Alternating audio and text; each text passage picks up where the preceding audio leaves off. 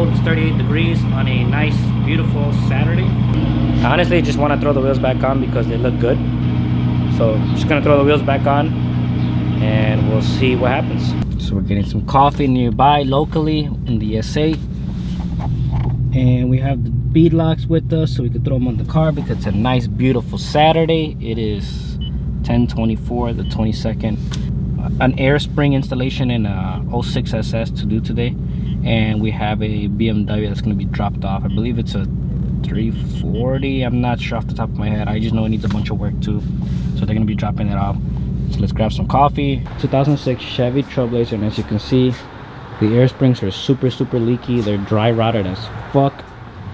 So to fix that, we had ordered new air springs in, and we are going to be installing them so that it doesn't wear out the compressor. Just because it's a common thing that fails on these trucks is the air springs. They just dry rot, they leak. On my SS, I have the rear spring and shock conversion. I mean, it already has a shock, but it has a rear spring instead of the air spring. So SA's there. After I finish this, we're gonna throw the bead locks on and adjust the height because it rubs a little bit when just because it is a taller tire.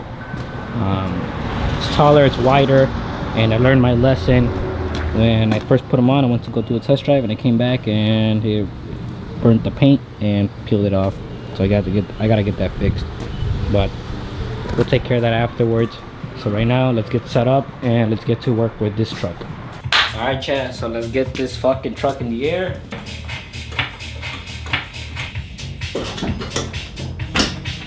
We got the truck in the air. The suspension is now unloaded. I have it on jack stand, so just give it a good shake to make sure the truck doesn't go nowhere as we're working. So this bag right here, you can see the bump stop. This one worn out. Bag is up there, and then here is the passenger side. It's a little tight to unwork it, but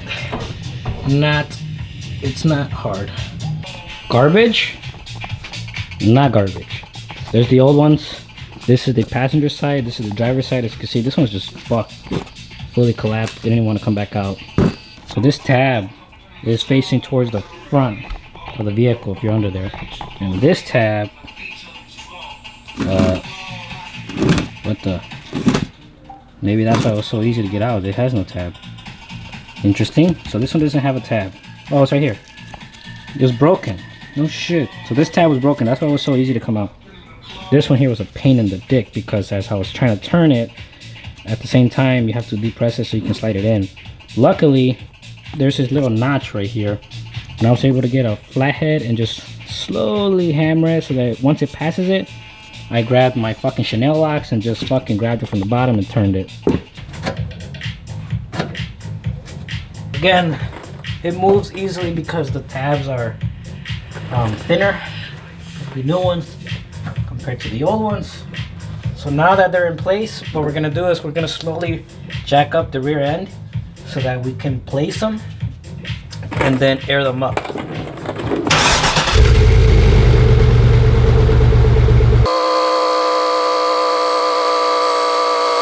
Alright, so we have no leaks on the bags themselves, so now we're gonna lift the truck up, get the jack stands off, and then put it back on the ground. So very simple, and all we use is very common hand tools. Nothing crazy. You don't need no hardcore tools for this. You just need a couple flatheads, long or short. I use channel locks. You don't need channel locks, but I use channel locks to help rotate them.